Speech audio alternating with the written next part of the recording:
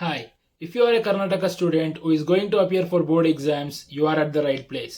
In this video, I am going to explain 5 important tips that will boost your score. So watch till the end. So tip 1 bandu, make a proper study plan. So planning is everything, correct? So ನೀವೇನು plan ಮಾಡ್ತೀರಾ ನೀವು ಅದನ್ನು ಓದ್ತೀರಾ, ಅದನ್ನು ಓದಬೇಕು. So ನೀವು ಪ್ಲ್ಯಾನೇ ಮಾಡಿಲ್ಲ ಅಂದರೆ ರ್ಯಾಂಡಮಾಗಿ ಏನೋ ಓದಬೇಕು ಅಂತ ಕೂತ್ಕೊತೀರಾ, ಪ್ರಾಪರ್ ಪ್ಲ್ಯಾನ್ ಇರಲ್ಲ, ಅದು ಮುಗ್ಸೋಕ್ಕಾಗಲ್ಲ, ಇಲ್ಲ ಬೇರೆ ಸಬ್ಜೆಕ್ಟು ಮುಗ್ಸೋಕ್ಕಾಗಲ್ಲ. At the end of the day ಏನು ಓದಿದೆ ಅಂತ ನಿಮಗೆ ನೀವು ಕೇಳ್ಕೊಂಡಾಗ ಏನು ಓದಿರಲ್ಲ. ಸೊ ಪ್ರಾಪರ್ ಪ್ಲ್ಯಾನ್ ಮಾಡಿ. ಫಸ್ಟು ಇವತ್ತು ಏನು ಓದಬೇಕು ಅಂತ ನೆನ್ನೆನೇ ಡಿಸೈಡ್ ಆಗಿರಬೇಕು. ಅದು ಡಿಪೆಂಡ್ಸ್, ಎವ್ರಿ ಇಂಡಿವಿಜುವಲ್ಗೂ ವೇರಿ ಆಗುತ್ತೆ. ಫಸ್ಟು ನಿಮ್ಮ ಸ್ಕೆಡ್ಯೂಲ್ನ ಅರ್ಥ ಮಾಡ್ಕೊಳ್ಳಿ, ಆಮೇಲಿಂದ ಎಕ್ಸಾಮ್ ಟೈಮ್ ಟೇಬಲ್ನ ಅರ್ಥ ಮಾಡ್ಕೊಳ್ಳಿ. ಯಾವ ಸಬ್ಜೆಕ್ಟು ಯಾವ ದಿನ ಓದಬೇಕು, ಅಥವಾ ಎಕ್ಸಾಮಿಗೆ ಟೈಮ್ ಇದೆ ಅಂದರೆ ಸಬ್ಜೆಕ್ಟ್ಸ್ನ ಡಿವೈಡ್ ಮಾಡ್ಕೊತೀನ, ಇಲ್ಲ ಒಂದು ದಿನ ಫುಲ್ ಒಂದು ಸಬ್ಜೆಕ್ಟ್ ಓದ್ತೀನ.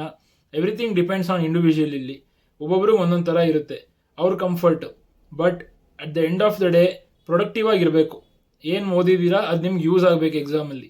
ಸುಮ್ಮನೆ ಏನೋ ಓದಿದೆ ಅಂತ ಟೈಮ್ ವೇಸ್ಟ್ ಆಗುತ್ತೆ, ಬಟ್ ರಿಸಲ್ಟ್ ಸಿಗಲ್ಲ ನಮಗೆ. ಸೊ ಪ್ಲ್ಯಾನ್ ಕರೆಕ್ಟಾಗಿ ಮಾಡಿ. ಈ ಸ್ಕೆಡ್ಯೂಲಲ್ಲಿ ಇದನ್ನು ನಾನು ಓದ್ತೀನಿ, ಫಸ್ಟ್ ಈ ಚಾಪ್ಟರ್ಸ್ ಮುಗಿಸ್ಕೊತೀನಿ, ಆಮೇಲೆ ಆ ಚಾಪ್ಟರ್ಸ್ಗೆ ಬರ್ತೀನಿ. ಯಾವ್ದು ನನಗೆ ಫಸ್ಟ್ ಈಸಿ ಇರೋದು ಮುಗಿಸ್ಕೊತೀರಾ, ಕಷ್ಟ ಇರೋದು ಮುಗಿಸ್ಕೊತೀರಾ, ಎಲ್ಲ ನಿಮಗೆ ಗೊತ್ತಿರುತ್ತೆ ಏನು ಓದಬೇಕು ಅಂತ. ಬಟ್ ಪ್ರಾಪರಾಗಿ ಪ್ಲ್ಯಾನ್ ಮಾಡಿ. Planning is everything. Tip number 2 ಬಂದು ರಿವಿಷನ್. ಸೊ ನೀವು ಎಷ್ಟು ಓದಿದ್ದೀರಾ ಅದೆಷ್ಟು ಇಂಪಾರ್ಟೆಂಟು, ರಿವಿಷನ್ ಎಷ್ಟು ಮಾಡಿದ್ದೀರಾ ಅನ್ನೋದು ಅಷ್ಟೇ ಇಂಪಾರ್ಟೆಂಟ್ ಆಗುತ್ತೆ. ಸೊ ನೀವು ಓದ್ಬಿಟ್ಟು ಮರ್ತ್ಬಿಟ್ರೆ ಸೊ ನಿಮ್ಗೆ ಅರ್ಧಂಬರ್ಧ ಗ್ಯಾಪ್ನ ಬರುತ್ತೆ ಎಕ್ಸಾಮ್ ಟೈಮಲ್ಲಿ, ಕರೆಕ್ಟಾಗಿ ಬರೆಯೋಕ್ಕಾಗಲ್ಲ. ಸೊ ಅಲ್ಲಿ ಸ್ವಲ್ಪ ಸ್ಕೋರ್ ಕಡಿಮೆ ಆಗ್ಬೋದು. ಸೊ ನೀವು ಓದ್ಮೇಲೆ ನಿಮ್ಗೆ ಯಾವ ಥರ ರಿವಿಷನ್ ಮಾಡಬೇಕು ಅನಿಸುತ್ತೆ ಆ ಥರ ರಿವಿಷನ್ ಮಾಡಿ. ರಿವಿಷನ್ ಅಂದರೆ ಕಂಪ್ಲೀಟ್ ಫುಲ್ ಫಸ್ಟಿಂದ ಓದೋದಲ್ಲ, ಇಂಪಾರ್ಟೆಂಟ್ ಕೀ ಪಾಯಿಂಟ್ಸ್ನ ನೋಟ್ ಮಾಡಿಕೊಂಡು ಅದನ್ನು ನಿಮ್ಗೆ ಯಾವ ಥರ ಗ್ಯಾಪ್ನ ಬರುತ್ತೋ ಆ ಥರ ಗ್ಯಾಪ್ನ ಇಟ್ಕೊಂಡು ಅದ್ರ ಮೇಲೆ ನಿಮ್ದು ಆನ್ಸರ್ಸ್ನ ಡ್ರ್ಯಾಗ್ ಮಾಡ್ತಾ ಹೋಗಿ. ಸೊ ರಿವಿಷನ್ ಅನ್ನೋದು ತುಂಬ ಇಂಪಾರ್ಟೆಂಟ್ ಆ್ಯಂಡ್ ಎಲ್ಲ ಸಬ್ಜೆಕ್ಟ್ಸ್ಗೂ ಅಪ್ಲೈ ಆಗುತ್ತೆ. ರಿವಿಷನ್ ಮಾತ್ರ ಮರೆಯೋಕ್ಕೆ ಹೋಗಬೇಡಿ. ಥರ್ಡ್ ಟಿಪ್ ಬಂದು practice previous year question paper. So PYQs ತುಂಬ ಇಂಪಾರ್ಟೆಂಟ್ ಆಗುತ್ತೆ. ಇದರಿಂದ ನಿಮಗೆ 2 ಇನ್ಸೈಟ್ ಸಿಗುತ್ತೆ ಇದರಲ್ಲಿ. ಒಂದು, you can understand the pattern of the question paper. So paper ಹೆಂಗೆ ಪ್ರಿಪೇರ್ ಮಾಡ್ತಾರೆ ಅನ್ನೋದು ಅರ್ಥ ಆಗುತ್ತೆ. ಇನ್ನೊಂದು, type of questions they are asking. And ಇನ್ನೊಂದು ಮೋಸ್ಟ್ ಇಂಪಾರ್ಟೆಂಟ್ ಏನು ಸಿಗುತ್ತೆ ಅಂದರೆ repetitive questions. So most probably ಆ ಕ್ವಶನ್ಸ್ ಬರೋ ಚಾನ್ಸಸ್ ಜಾಸ್ತಿ. ಆ ಥರ ಕ್ವಶನ್ಸ್ ಎಕ್ಸಾಕ್ಟ್ ಕ್ವಶನ್ ಬರಲಿಲ್ಲ ಅಂದರೂ ರಿಲೇಟೆಡ್ ಕ್ವಶನ್ಸ್ ಡೆಫಿನೆಟ್ಲಿ ಬರುತ್ತೆ.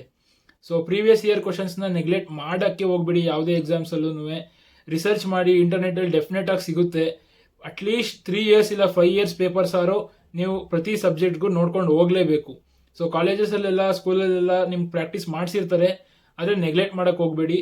ಅದ್ರ ಮೇಲೆ ಜಾಸ್ತಿ ಫೋಕಸ್ ಮಾಡಿ. ನಿಮಗೆ ಸ್ಕೋರ್ ಮಾಡೋಕ್ಕೆ ಡೆಫಿನೆಟ್ಲಿ ಇದೊಂಥರ ಬೋನಸ್ ಗಿಫ್ಟ್ ಥರ ಇದು. ನೀವು ಅದನ್ನು ಡೆಫಿನೆಟ್ಲಿ ಯೂಸ್ ಮಾಡಿಕೊಂಡ್ರೆ ನಿಮ್ಮ ಸ್ಕೋರ್ ಆಬ್ವಿಯಸ್ಲಿ ಜಾಸ್ತಿ ಆಗುತ್ತೆ. ಟಿಪ್ ನಂಬರ್ 4 ಬಂದು focus on text book questions. So every ಸಬ್ಜೆಕ್ಟ್ಗೂ ಟೆಕ್ಸ್ಟ್ ಬುಕ್ಸ್ ಇರುತ್ತೆ. ಆ ಟೆಕ್ಸ್ಟ್ ಬುಕ್ಸಲ್ಲಿ at the end of the chapter ಅಥವಾ in the middle of the ಚಾಪ್ಟರಲ್ಲಿ ಎಕ್ಸಸೈಸ್, ಆಮೇಲೆ ನೋಟ್ ಅಂತ ಬಾಕ್ಸಲ್ಲಿ ಇರುತ್ತೆ, ಎಕ್ಸಸೈಸ್ ಕ್ವಶನ್ಸ್ ಅಂತ ಇರುತ್ತೆ. ಆ ಕ್ವಶನ್ಸ್ಗೆ ಅಟ್ ದ ಲಾಸ್ಟಲ್ಲಿ ಅವರೇ ಸೊಲ್ಯೂಷನ್ ಕೊಟ್ಟಿರ್ತಾರೆ. ಸೊಲ್ಯೂಷನ್ ಕೊಟ್ಟಿಲ್ಲ ಅಂದರೂ ನೀವು ಸೊಲ್ಯೂಷನ್ ಹುಡುಕಿ. ಆ ಕ್ವಶನ್ಸ್ ಬರೋ ಚಾನ್ಸಸ್ ಜಾಸ್ತಿ ಅಂದರೆ ಜಾಸ್ತಿ ಇರುತ್ತೆ. ಸೊ ಪೇಪರ್ ಸೆಟ್ ಮಾಡೋರು ಆಬ್ವಿಯಸ್ಲಿ ಟೆಕ್ಸ್ಟ್ ಬುಕ್ ಯೂಸ್ ಮಾಡೇ ಮಾಡ್ತಾರೆ. ಅದರಲ್ಲಿ ಡೈರೆಕ್ಟ್ ಕ್ವಶನ್ಸ್ನ ಕೊಟ್ಟೇ ಕೊಡ್ತಾರೆ, ಡೈರೆಕ್ಟ್ ಕ್ವಶನ್ಸ್ ಕೊಡ್ತಾರೆ. ಸೊ ನೀವು ಎಲ್ಲ ಕ್ವಶನ್ಸ್ಗೂ ಆಲ್ಮೋಸ್ಟ್ ಎಷ್ಟಾಗುತ್ತೆ ಅಷ್ಟು ಕ್ವಶನ್ಸ್ ನೀವು ರೆಡಿ ಆಗಿದ್ರೆ, ಸೊ ನಿಮ್ಗೆ ಹೆಂಗೆ ಅಂದರೆ ಅದು ನನಗಿದು ಗೊತ್ತು ಅದನ್ನು ತೆಗೆದು ಇಲ್ಲಿಗೆ ಬರಿ ಆ ಥರ. ಸೊ ಟೆಕ್ಸ್ಟ್ ಬುಕ್ಕಲ್ಲಿರೋ ಕ್ವಶನ್ಸ್ನ, ಅದು ಎಕ್ಸಸೈಸ್ ಕ್ವಶನ್ಸ್ನಂತೂ ಮಿಸ್ ಮಾಡೋಕ್ಕೆ ಹೋಗಬೇಡಿ. ಅದು ನಿಮಗೆ ತುಂಬ ಸ್ಕೋರ್ ಮಾಡೋಕ್ಕೆ ಡೆಫಿನೆಟ್ಲಿ ಹೆಲ್ಪ್ ಆಗುತ್ತೆ. ನಿಮಗೆ ಪೇಪರ್ ಈಸಿ ಅನಿಸ್ಬಿಡುತ್ತೆ. ಸೊ ಇದು ನನಗೆ ಗೊತ್ತಲ್ಲ, ಆರಾಮಾಗಿ ಬರೀಬೋದು. ಸೊ ಎಕ್ಸಸೈಸ್ ಕ್ವಶನ್ಸ್ ಡೆಫಿನೆಟ್ಲಿ ಎಲ್ಲ ಸಬ್ಜೆಕ್ಟ್ಸಲ್ಲೂ ಅರ್ದು ಕುಡಿದ್ಬಿಡಿ.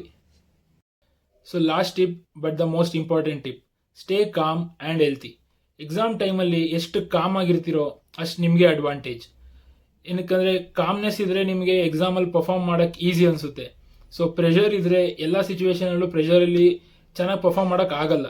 ಸೇಮ್ ಇಲ್ಲೂ ನೀವು ಕಾಮಾಗಿದ್ದರೆ ನಿಮ್ಮ ಮೇಲೆ ನೀವು ನಂಬಿಕೆ ಇಡಿ, ನಾನು ಚೆನ್ನಾಗಿ ಬರೀತೀನಿ ಅಂತ ಪ್ರೆಷರ್ ತೊಗೊಬೇಡಿ. ಅದು ಆಗುತ್ತೆ, ಬಟ್ ನೀವು ಅದನ್ನು ಕಾಮಾಗಿ ಇಡೋಕ್ಕೆ ನೀವು ಪ್ರಯತ್ನ ಮಾಡಬೇಕು. ಅದೊಂದು ಪಾಯಿಂಟು. ಆಮೇಲೆ ಹೆಲ್ತಿ. ಸೊ ಎಕ್ಸಾಮ್ ಟೈಮಲ್ಲಂತೂ ಇದು ನಿಮ್ದು ಏನಾರ ಆಚೆ ಕಡೆ ತಿನ್ನೋದೆಲ್ಲ ಅಭ್ಯಾಸ ಇದ್ದರೆ ಅದನ್ನು ನಿಲ್ಲಿಸ್ಬಿಡಿ. ಎಕ್ಸಾಮ್ ಆದಮೇಲೆ ಬೇಕಾದ್ರೆ ಒಂದಿನ ಫುಲ್ ಚಿಂದಿ ತಿಂದ್ಬಿಡಿ ಫುಲ್ಲು. ಆದರೆ ಎಕ್ಸಾಮ್ ಪ್ರಿಪ್ರೇಷನ್ ಟೈಮಲ್ಲಿ ತಿನ್ನೋಕೆ ಹೋಗಬೇಡಿ. ಮಿಸ್ಸಾಗಿ ಏನಾರ ನೆಗಡಿ ಜ್ವರ ಏನಾರ ಬಂತು ಅಂದರೆ 2-3 ದಿನ ಎಗರ್ಕೊಂಡ್ಬಿಡುತ್ತೆ. ಆವಾಗ ಪ್ರಿಪ್ರೇಷನಿಗೆ ಏಟ್ ಬೀಳುತ್ತೆ. ನಿಮ್ಮ ಸ್ಕೆಡ್ಯೂಲ್ನ ನೀವು ಫಾಲೋ ಮಾಡೋಕ್ಕಾಗಲ್ಲ, ನಿಮ್ಮ ಪ್ಲ್ಯಾನು ಆಚೆ ಈಚೆ ಆಗುತ್ತೆ. ಆಮೇಲಿಂದ ನಿಮ್ಮ ಸ್ಕೆಡ್ಯೂಲ್ ಹಾಳಾದರೆ ನಿಮ್ಮದು ಒಂಥರ ಕಂಟಿನ್ಯೂಟಿನೇ ಹೋಗ್ಬಿಡುತ್ತೆ, ರಿದಮ್ ಇರಲ್ಲ ಓದೋಕ್ಕೆ.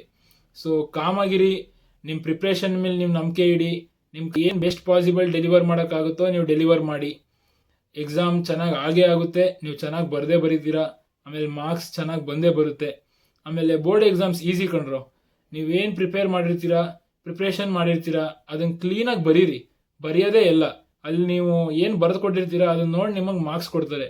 ನೀವು ಕ್ಲೀನಾಗಿ ರೆಪ್ರೆಸೆಂಟ್ ಮಾಡಿ ಏನು ಬರೀತೀರಾ ಅಂತ ಅಂಡರ್ಲೈನ್ ಮಾಡಿ ಇಂಪಾರ್ಟೆಂಟ್ ಪಾಯಿಂಟ್ಸಿಗೆ ಚೆನ್ನಾಗಿ ಬರೀರಿ. So presentation is everything, right? ನೀವು ಹೆಂಗೆ ನಿಮ್ಮನ್ನು ನೀವು ತೋರಿಸ್ಕೊತೀರಾ ಅದೇ ಥರ ನಿಮ್ಮ ಆನ್ಸರ್ ಶೀಟ್ನು ಹಂಗೆ ತೋರಿಸ್ಕೊಬೇಕು. ಕ್ಲೀನಾಗಿ ಬರೀರಿ, ಜಾಸ್ತಿ ಹೊಡೆದಾಕಕ್ಕೆ ಹೋಗಬೇಡಿ. ಹೊಡೆದಾಕಿದ್ರೂ ಸ್ವಲ್ಪ ಶಿಸ್ತಾಗಿ ಹೊಡೆದಾಕಿ, ಹಿಂಗೆ ಫುಲ್ ಗೀಚ್ ಇಟ್ಬಿಡ್ಬೇಡಿ, ಅದನ್ನು ಗಲೀಜು ಮಾಡಬೇಡಿ. ಆನ್ಸರ್ ಶೀಟ್ನ ಕ್ಲೀನಾಗಿ ಬರೀರಿ, ನಿಮ್ಮ ಮೈಂಡ್ ಕಾಮಾಗಿಡಿ, ನಿಮ್ಮ ಹೆಲ್ತ್ ಚೆನ್ನಾಗಿ ನೋಡ್ಕೊಳ್ಳಿ, ಎಕ್ಸಾಮ್ ಚೆನ್ನಾಗಿ ಬರೀರಿ. ಆಲ್ ದ ಬೆಸ್ಟ್, ಚೆನ್ನಾಗಿ ಬರದೇ ಬರೀತೀರಾ, ಆ್ಯಂಡ್ ಗುಡ್ ಲಕ್.